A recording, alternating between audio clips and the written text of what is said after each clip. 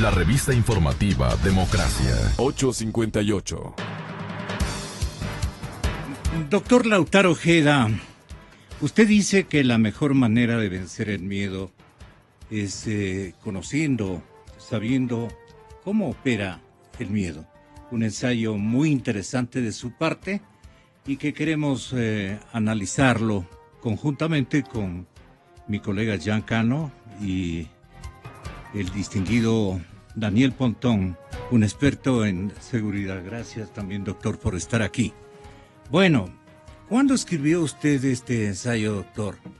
Esto salió hace un año, pero puesto que es un tema que aparece teórico, a pesar de la vivencia cotidiana que tenemos del tema del miedo, el poder y la seguridad, pues no es objeto, yo diría, de preocupación. Porque esta trilogía es, digamos, una especie de práctica cotidiana, ¿no? Así es. Pero no Defendemos solamente el eso, poder, sino que es ancestral. Cuando estamos realmente hablando del miedo, no estamos hablando de un tema actual, sino que eso es parte, digamos, de la naturaleza humana. El miedo, no solamente desde el punto de vista negativo, sino positivo también. O sea, el miedo es que llega un momento que le salva, le puede salvar. Entonces, lo importante quizá que trato de destacar acá es la relación del miedo con el poder, cómo el miedo se constituye en el principal mecanismo de manipulación del poder. Y hay muchas frases célebres en ese sentido que vienen, que digo, desde la antigüedad, que dicen que es grave y peligroso que la población pierda el miedo al poder. ¿Quién dice aquello? ¿O quién refería? Bueno, son Casi varios. es una máxima.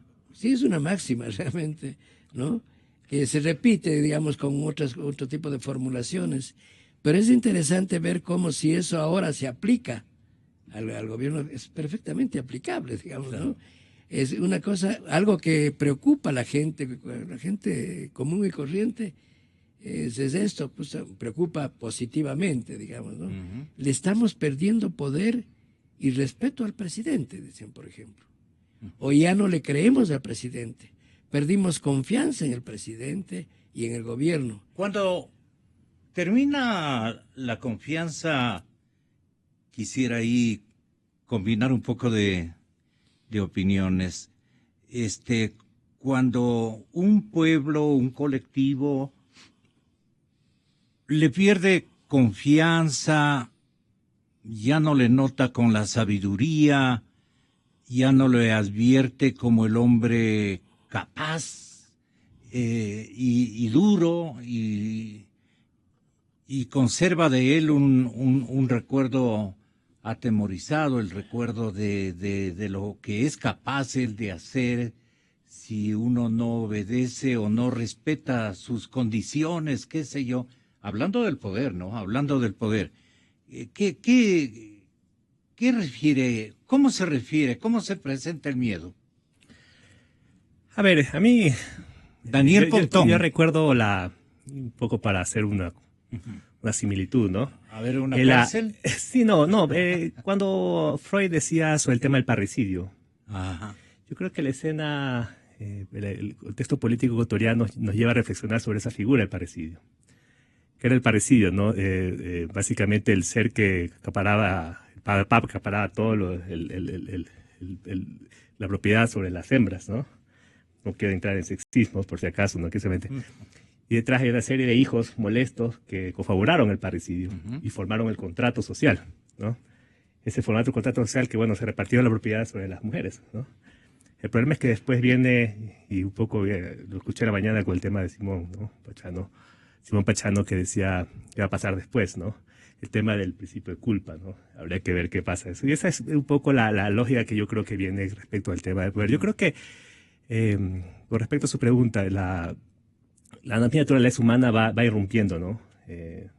No hay capacidad de la certidumbre total. La certidumbre total es un principio que el ser humano como tal no lo puede procesar, ¿no? La misma naturaleza, digamos, sexual del ser humano hace que nosotros busquemos constantemente esta búsqueda digamos, de irrumpir en nuevas formas de vida, etcétera, etcétera. Y eso nos hace tener una posición distinta frente a las certidumbres, ¿no? Porque trae miedo ahí el concepto de certidumbre. El concepto de certidumbre total nos puede llevar a un inmovilismo, ¿no? La sociedad necesita un poco ir buscando nuevas formas de procesar ese tipo digamos, de sentimientos, ¿no? Naturales del ser humano. El miedo, el temor, ¿es igual en cualquier parte del mundo? Creo que sí, pero esta pregunta es para Jean. Tenga la bondad, maestro. Bienvenido, buenos días, distinguido colega. Gracias, Gonzalito. Primero, mi solidaridad ante estos intentos que estábamos conversando hace un momento de querer callar lo que es la realidad, ¿no? Y querer callar la libertad de expresión y el debate con estos intentos del señor fiscal general de que todo el mundo que hable en contra de él o que critique lo de él, pues rectifique. O sea, mi solidaridad absoluta. ¿Qué mejor ejemplo que usted mismo para que dé una cátedra de cómo enfrentar el miedo durante años, ¿no? O sea, con este tipo de personajes que tenemos ahora como autoridades que quieren reducir al máximo a la libertad de expresión, que es uno de los derechos primigenios. Y eso también tiene que ver con el miedo. En el mundo, hay el tema del miedo se ha fundado últimamente en lo contemporáneo con el tema del terrorismo, ¿no? Entonces está España, está Estados Unidos, bien lo recoge el doctor Ojeda, ¿no? Y aquí ha sucedido con esto el terremoto, lo último, ¿no? Entonces es gente, como él también lo describe, con mucha angustia, ¿no es cierto?, que siente el peligro extremo y lo hace reaccionar de determinada forma, ya lo decía también Daniel. Y la forma de enfrentar es la misma, es decir, o sea, es perder el miedo significa sobrevivir, básicamente, y en diversos aspectos. Entonces, sí, hay el campo personal y el campo público, el campo social. En el campo social estamos viendo un gran ejemplo de los manabitas, ¿no? Como ellos ahora han asimilado lo que les sucedió como una cosa natural, ¿no? La fuerza de la naturaleza. Y, claro, cómo ha enfrentado el miedo el Ecuador, un pueblo generoso, que se ha olvidado de todos los agravios, se olvidó de política, se olvidó de medios de comunicación, se olvidó de todo, se volcó a la solidaridad. Pero decía confió, hace un momento el economista Lautaro, el economista Bucaram decía, pero la fregó el gobierno a toda esta envoltura de solidaridad, de afecto y de cariño entre ecuatorianos, de apoyo en una simultaneidad nunca, no antes vista. Han habido otros episodios donde el espíritu de la ecuatorianidad, por así llamarlo, un espíritu comunitario, se ha impuesto a alguna circunstancia bien fuerte que nos haya ocurrido o que ocurrió a nuestros abuelos o a nuestros padres. Entonces, en América Latina, dice usted, estamos en un momento ciertamente privilegiado para ver cómo se están manejando los que manejan poder, cómo se están, valga la redundancia, comportando los que manejan poder. Poder, el miedo a través de una legislación drástica, de una legislación contundente, de la utilización incluso de las Fuerzas Armadas o de cuerpos armados, como el caso de Venezuela, de una retórica de represión permanente y de castigo, como los revolucionarios del socialismo del siglo XXI lo traen en su cartilla de comportamiento desde las alturas del poder. Y esto aprenden todos, ¿no? Desde el más mínimo militante hasta el fiscal general o el propio presidente de la República. Y entonces la política social populista tiene en ella, en ese ámbito, un impacto especial, esto de crear miedo, de crear temor para, digamos, lograr otros propósitos. ¿Cuáles son esas pérdidas que los hombres y los miembros de una comunidad pierden y decaen? Son atrapados, digamos, a través del miedo por el que quiere imponer a rajatabla sus opiniones, sus trazos ideológicos o las cosas económicas que deben regir en un determinado momento en beneficio de unos y en perjuicio de otros. Es decir, este miedo, este temor está en todas partes, es casi parte de nuestra atmósfera. ¿Respiramos miedo? Bueno, yo decía que, que estamos asistiendo a un momento privilegiado desde el punto de vista histórico en América Latina, y el ejemplo más extremo es el caso de Maduro. Maduro ya no le queda otra instancia que sacar fuerzas armadas, ya reprimir directamente cualquier tipo de manifestación. Está en vísperas de hacerlo. No queda más. ¿Frente a qué?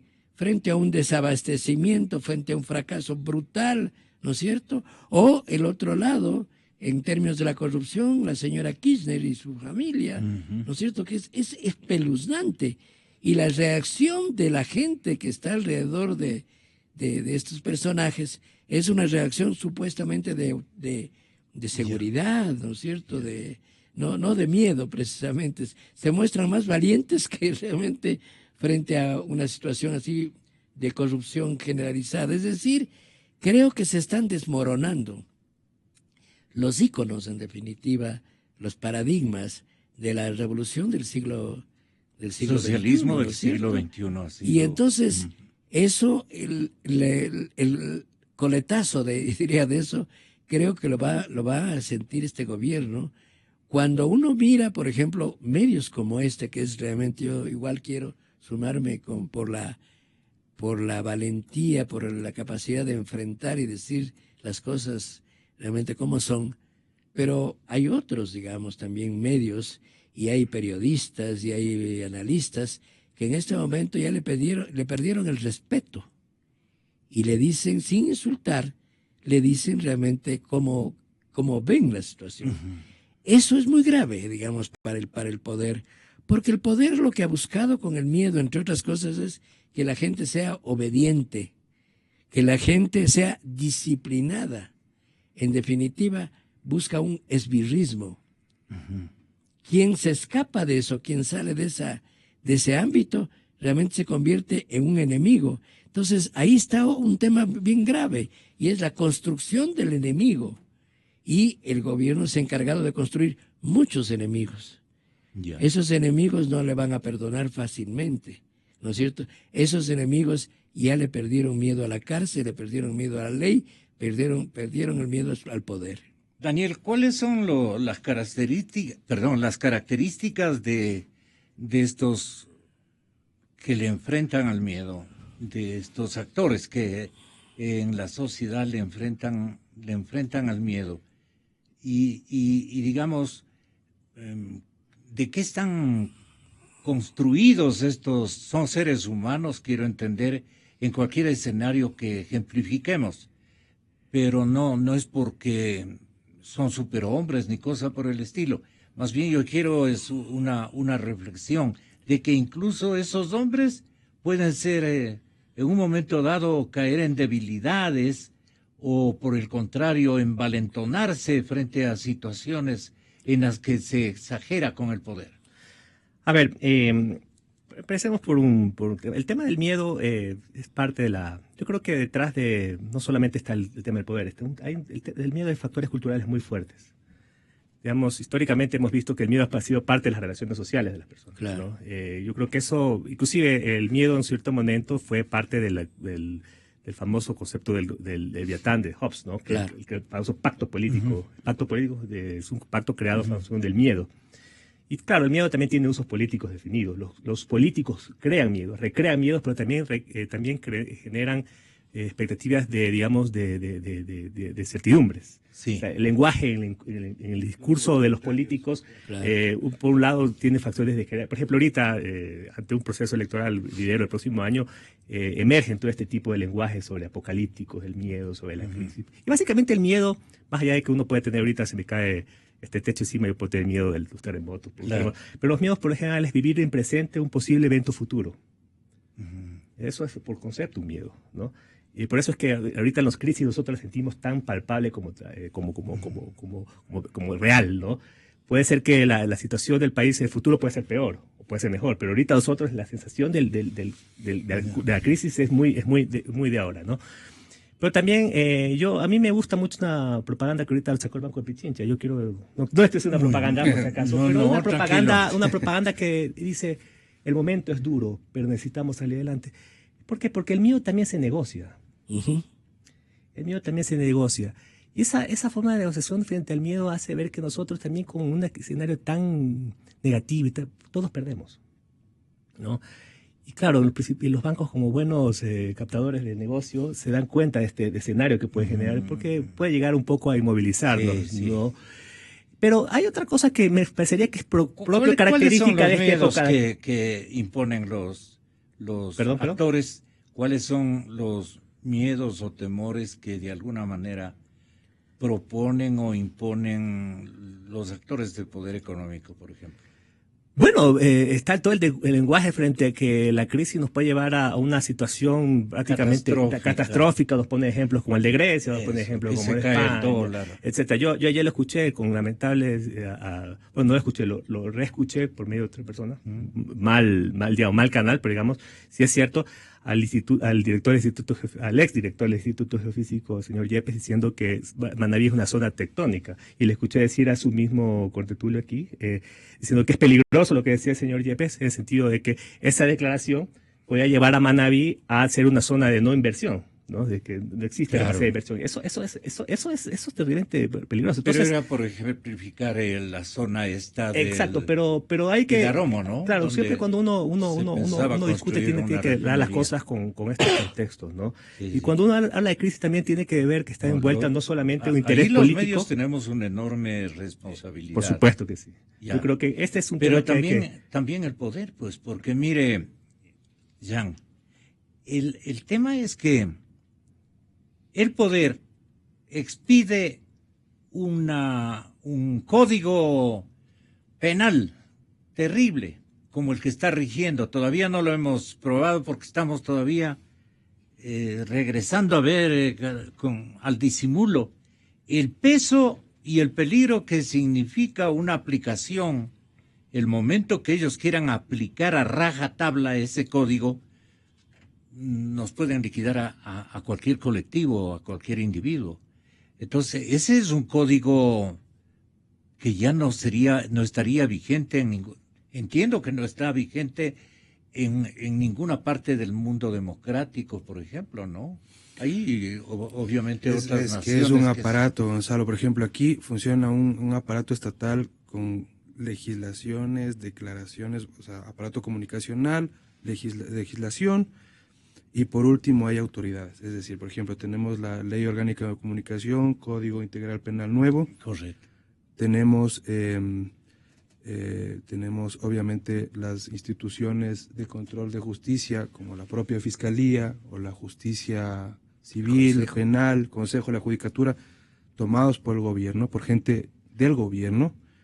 Y luego tenemos las superintendencias, todas las de control. Entonces tenemos al señor Ochoa, que es una persona que es fanática del gobierno.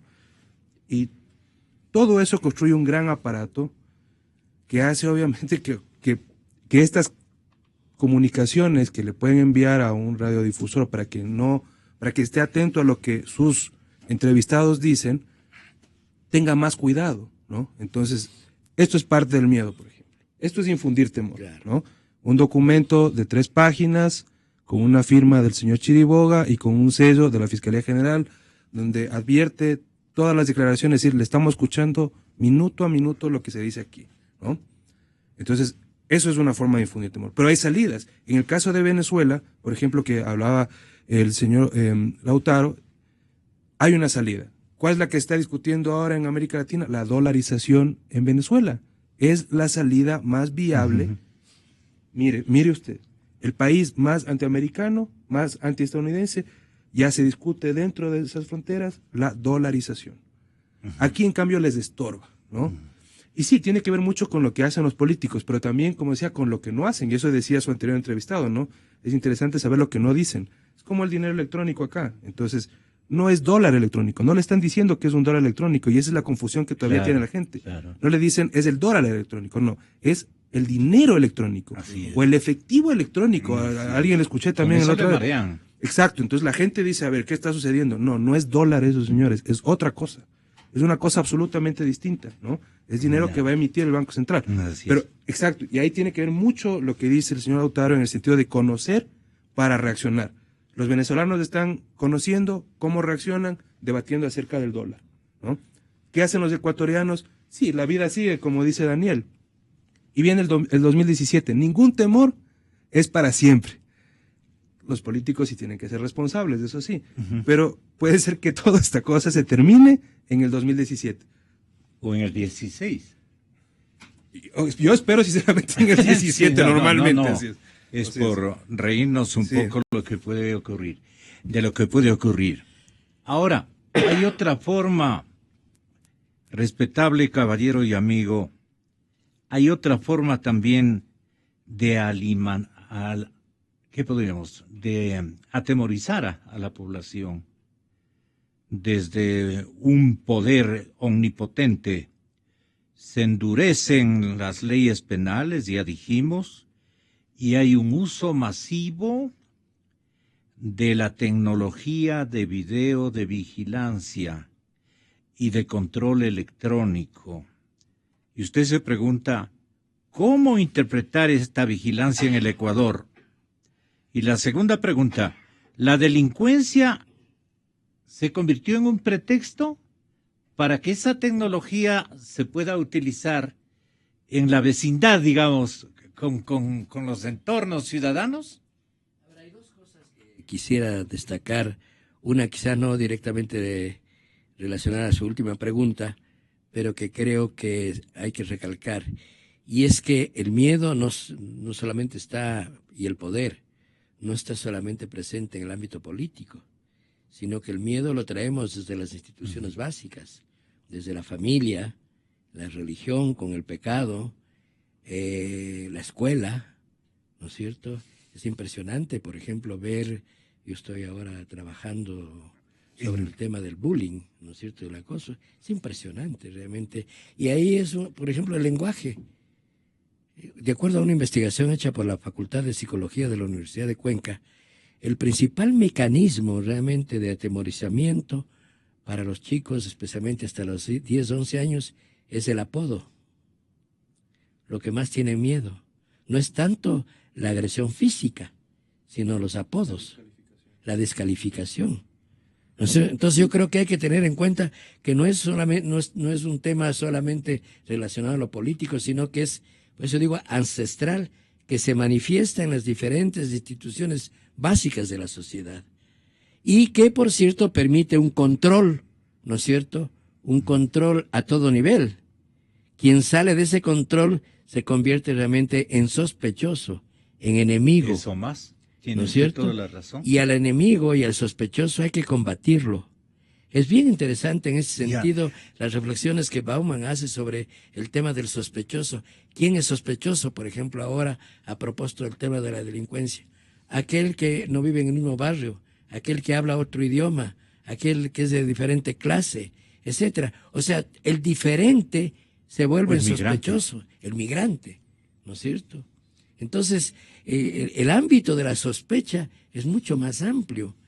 Y frente a la sospecha, ¿qué hago? Combato al sospechoso. Lo convierto en peligroso. Y ahí está muy grave. Hay una encuesta que recuerdo se hizo hace unos 4 años en Brasil, en 10 ciudades brasileñas, en la que preguntaba cosas de ese tipo. ¿Cuáles son las personas más sospechosas y peligrosas? Y a mí me llamó mucho la atención, los jóvenes. Los jóvenes son realmente... Entonces, ¿qué hay que hacer? Hay que combatir a los jóvenes, porque estos son peligrosos realmente, ¿no? ¿De qué estamos hablando? ¿No es cierto? De las futuras generaciones. Entonces yo creo que detrás de todo esto, o en medio de todo esto, está el tema de la sospecha, de crear fantasmas, en definitiva. Claro. Yo creo que se ha creado fantasmas y esos fantasmas tienen diferentes denominaciones y van desde la oscuridad hasta el mar, etcétera. O sea, la historia del miedo reconoce, digamos, los diferentes íconos de los fantasmas, ¿no es cierto? Hasta ahora hay quienes nos han educado, termino, ¿cierto?, con el miedo al cuco en la noche, sí, ¿no es cierto? Entonces todavía hay mecanismos de ese tipo que están presentes. La oscuridad es parte del pecado, sí.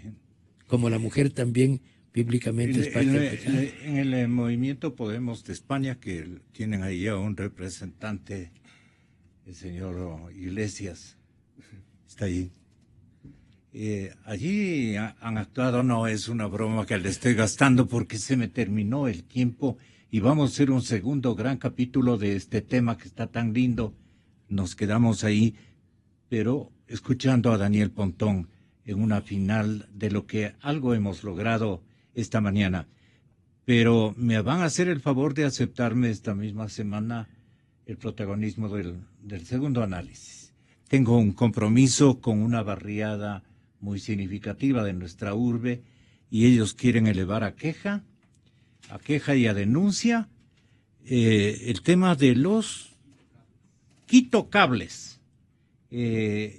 Comienzan reacciones porque hay temor, porque hay miedo, y ese temor y ese miedo ya se va a hacer presente acá en forma de argumento y de queja. Bueno, pero denos una última opinión, Daniel Pontón. Bueno, un poco precisando lo que Lautaro dice, ¿no? Me parece interesante su visión. Una de las cosas que nos rige la sociedad contemporánea es el tema del negocio del miedo. Ese creo que es una de las características de nuestras sociedades, el negocio del miedo. Yo le llamo las industrias del miedo. Y el miedo ¿Hay industrias de miedo? Por supuesto que sí. O sea, no nos vayamos muy lejos y no tengo nada contra ellos, pero el tema de los principales industrias del miedo, que es todo el negocio de los seguros privados, ¿no? Usted sabe, hay seguros para todo. Y eso nos lleva a una reflexión muy interesante respecto a quiénes se benefician, ¿no?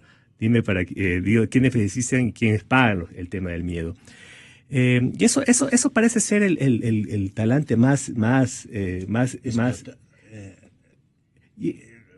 que lo podemos visualizar. Que lo podemos visualizar, es parte de nuestras relaciones sociales, de nuestras formas de relacionarnos día a día. Y claro, eso nos lleva a uno a preguntarnos quiénes son los que están detrás de este tipo no es solamente el poder político. El poder político tiene usos tradicionalmente. Hay también está la sociedad como tal. Sí. O es una mixtura de las tres cosas que actualmente hacen que este tema sea una cuestión, un fenómeno social distinto que merece un análisis diferenciado de otro tipo de situaciones. En el caso de América Latina, el miedo a la delincuencia parece ser uno de los factores más importantes, ¿no? Comparadamente en otras sociedades, de pronto el tema de la delincuencia no tiene los raigambres que cobra en este sentido. En el caso de América Latina, el tema del miedo a la delincuencia. Y eso básicamente tiene explicaciones muy interesantes. Y yo quisiera terminar un poco la reflexión con respecto a lo que decía Lautaro. El miedo diferencia, sataniza, margina, pero también incluye. Actualmente los miedos ya no son solamente de seres extraños afuera de nuestro hogar. Los miedos, para que vean lo que es retórica, también se generan por violencias que están dentro del hogar o dentro del círculo íntimo, el tema del bullying. Ya el miedo ya no lo genera aquel delincuente extraño, sino el bullying en casa también. El bullying en casa, ¿no? El amigo. Claro. Ese tipo de situaciones va en el tema de los Panama Papers, ¿no? El miedo ya no. Yo veo que eso, los Panama Papers, hay dos lógicas, dos éticas, ¿no? La ética empresarial que dice, bueno, yo tengo derecho a hacer negocios por mi cuenta y buscar lucros, y por tener una visión diciendo lo que tú estás haciendo es pecaminoso, ¿no? Entonces es una sociedad que se tiene miedo a sí misma. Yo creo que eso es una de las características más importantes de nuestra sociedad contemporánea, ¿no? Ustedes abrieron cualquier cantidad de nichos. Déjeme repetirle solamente, aunque interrumpa, una frase de una investigadora chilena que afirma que es más peligrosa, que el hogar es más peligroso que la calle. Y otra cosa también, ¿verdad? ¿No? Dice, si tú infundes temor en muchos, debes luego temer a muchos. Claro. Lógica total. Muchas gracias. Caballeros, distinguidos amigos. Viene entonces Lothar Rapp Me acompaña Darío Tapia, secretario de Movilidad del municipio capitalino. Viene también Mauricio Uviria. Ustedes lo conocen, los vecinos de el lugar. Estamos hablando de la urbanización El Condado. En cualquier parte de la urbe en que se encuentren los vecinos del condado, tengan la bondad de poner atención, no moverse de nuestra señal informativa, que en 2 minutos, exactamente así nos han concedido, en 2 minutos estamos con nuestros invitados, porque son las 9:29 de la mañana, aquí, buscando la verdad.